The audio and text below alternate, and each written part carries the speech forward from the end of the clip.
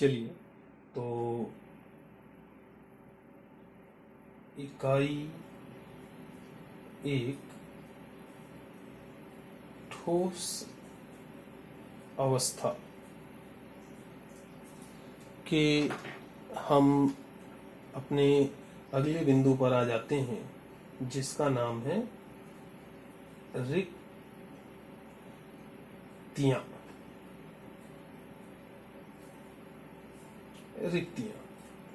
ठीक है, जैसा कि आप सब जानते ही हैं कि ठोसों का निर्माण रचक कणों के एक दूसरे के से जुड़ने के कारण होता है।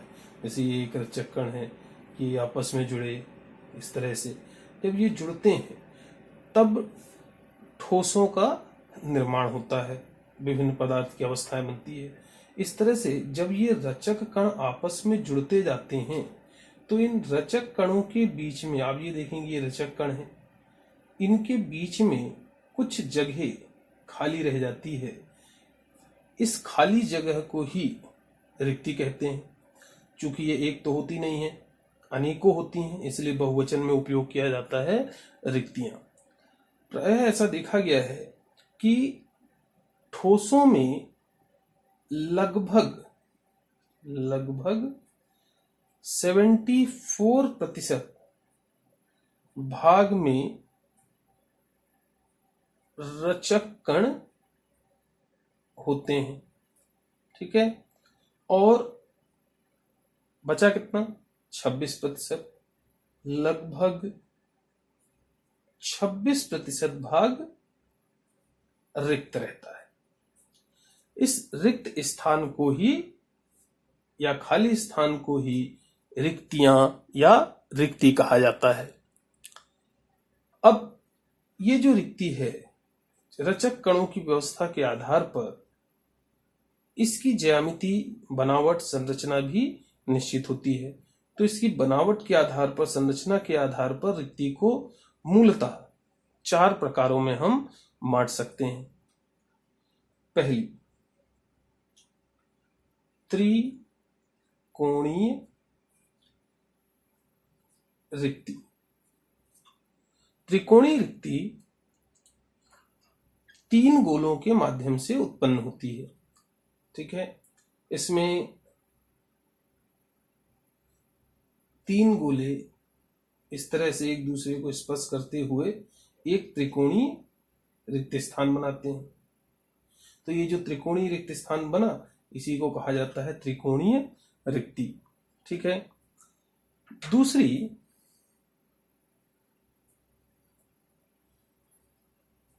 चतुष्फलकीय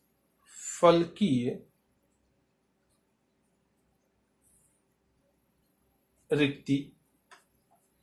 ये चतुष्फलकीय रिक्ति 4 गोलों के माध्यम से उत्पन्न होती है। इसमें पहली परत में 3 गोले एक दूसरे को स्पर्श करते हुए एक त्रिकोणीय रिक्त स्थान बनाते हैं, और फिर इस रिक्त स्थान को घेरते हुए इसके ऊपर या नीचे अगली परत का एक गोला स्थित होता है या रचक कण स्थित होता है। इस तरह से इनके बीच में जो रिक्त स्थान बनता है, इसे कहा जाता है चतुष्फलकीय रिक्ति। इन रचक कणों के केंद्रों को हम मिलाते हैं तो हमें एक चतुष्फल की व्यवस्था प्राप्त होती है। इसी तरह से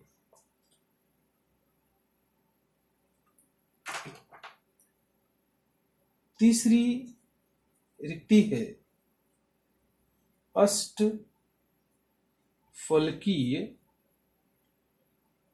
रिक्ति। ये रिक्ति 6 गोलों के माध्यम से उत्पन्न होती है। इसमें 3 गोले एक दूसरे को स्पर्श करते हुए पहले एक त्रिकोणीय रिक्ति बनाते हैं, फिर इसके ऊपर या इसके निचले वाले तल में 3 और गोले इसके ठीक विपरीत क्रम में एक दूसरे को स्पर्श करते हुए पुनः एक त्रिकोणीय रिक्ति बनाते हैं। तो आप कह सकते हैं कि जो अष्टफलकीय रिक्ति है वो 6 गोलों के माध्यम से उत्पन्न होती है। अब यदि हम इन सभी गोलों के केंद्रों को मिला दें, ये 3 गोलों केंद्रों से मिलाया, एक त्रिकोणीय आकृति आई, फिर 3 गोलों के केंद्रों को मिलाया, पुनः एक त्रिकोणीय आकृति आई। तो यहाँ पर ये जो ताराकार रिक्ति बनती है, तारादिक के समान रिक्ति बनती है, इसको कहा जाता है अष्टफलकीय रिक्ति। इसके बाद चौथी जो रिक्ति है वो है घनीय रिक्ति। घनीय रिक्ति मूलतः 8 गोलों के माध्यम से उत्पन्न होती है और इसमें घन के समान आकृति प्राप्त होती है। इसमें जो रचक कण हैं वो घन के कोनों पर उपस्थित रहते हैं और बीच में, यहाँ पर घन के बीच में जो रिक्त स्थान होता है उसे ही कहा जाता है घनीय रिक्ति। अब यदि हम मान लें, माना यदि, क्या मान लें, रचक कण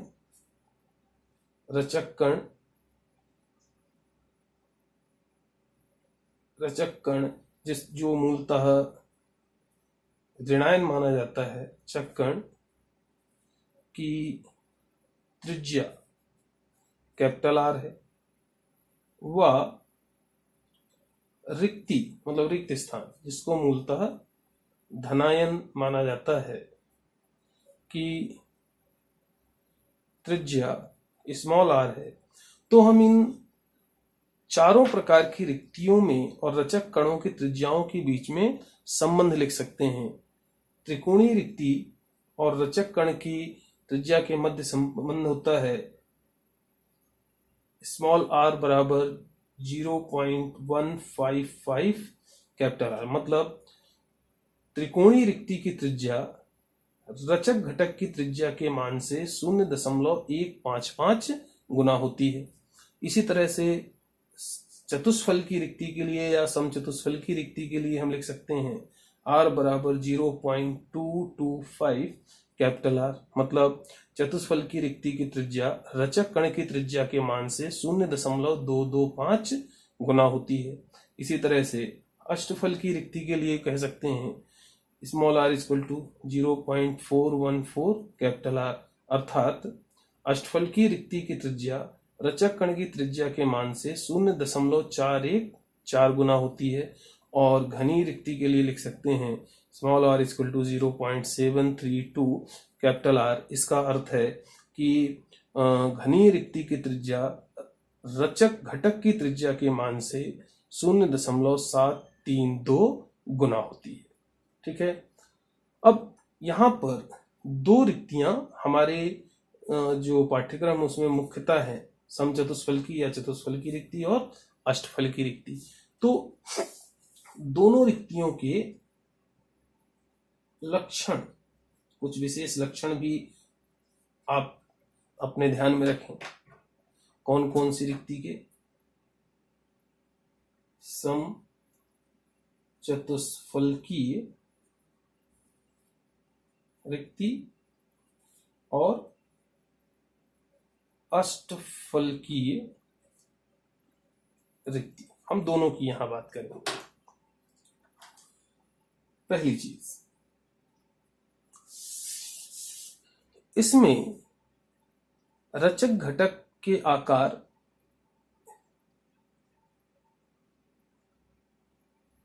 इस रिक्ति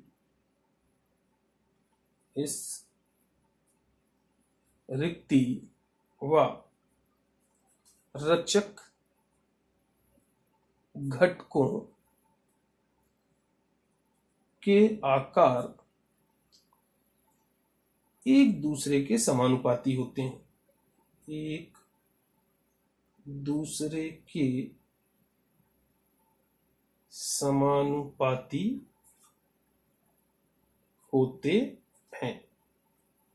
ठीक है, स्थिरांक होते हैं। दूसरी, रिक्ति में कोई भी कण आ जाए, रिक्ति में उपस्थित कण की समन्वयन संख्या 4 होती है। रिक्ति में कोई भी कण आ जाए उसकी समन्वयन संख्या हमेशा 4 होगी। और तीसरी मुख्य बात ध्यान रखनी है, FCC मतलब फलक केंद्रित घनीय व BCC मतलब काय केंद्रित घनीय। रिक्ति में एकक कोशिका में इस रिक्ति का योगदान क्रमशः 8 व 4 होता है। ये चीजें आपको मुख्यतः इसके विषय में याद रखनी है।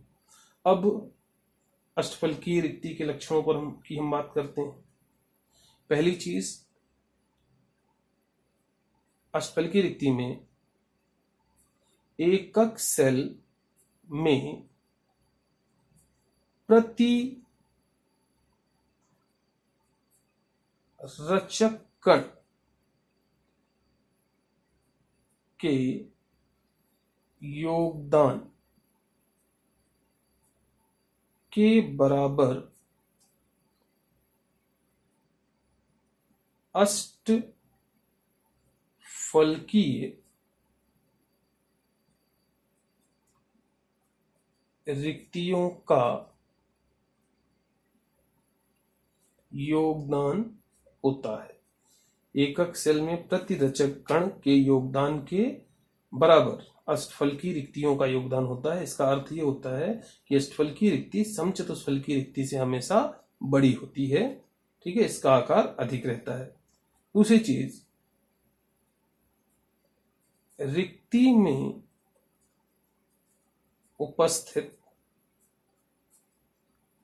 कण की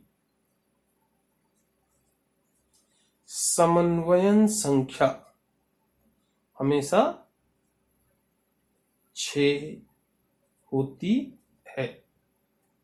ठीक है, रिक्ति में कोई भी कण आ जाए, सामान्यतः हम उसको धनायन लेते हैं, उसकी समन्वयन संख्या हमेशा 6 होगी। और FCC व BCC में रिक्ति का योगदान क्रमशः 4 व 2 होता है। सीधा सा समचतुष्फलकीय रिक्ति का आधा होता है। ठीक है, समचतुष्फलकीय रिक्ति में FCC में कितना योगदान होता है? 8। तो इसमें कितना होता है? 4। समचतुष्फलकीय रिक्ति में BCC में योगदान होता है कितना? 4। तो अष्टफलकीय रिक्ति में योगदान होता है, अष्टफलकीय रिक्ति का योगदान होता है 2। ठीक है, तो ये तो रिक्तियों से संबंधित सामान्य जानकारी है जो आपको हमेशा याद रखनी चाहिए। रिक्ति का अर्थ होता है खाली स्थान जो रचक कणों के मध्य पाया जाता है। ठीक है, अब इस पर आधारित कई बार छोटे छोटे से प्रश्न भी पूछे जा सकते हैं। तो हम एक आध प्रश्न का उदाहरण लेते हैं। जैसे प्रश्न लेते हैं, तत्व X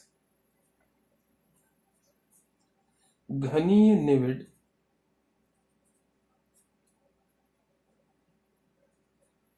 संकुलन की संरचना करता है। तत्व Y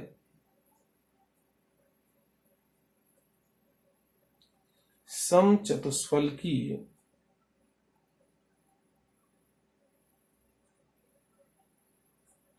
छिद्रों का 2/3 भाग घेरता है।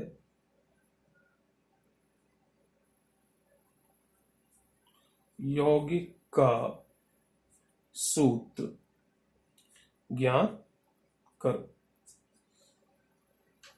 ध्यान रखना, इस तरह के प्रश्नों को हल करने के लिए आपको ये जो भी लक्षण बताए गए हैं, ये लक्षणों का याद होना अनिवार्य है। इन्हें आपको याद रखना चाहिए, तो फिर आसानी से हल हो जाएंगे।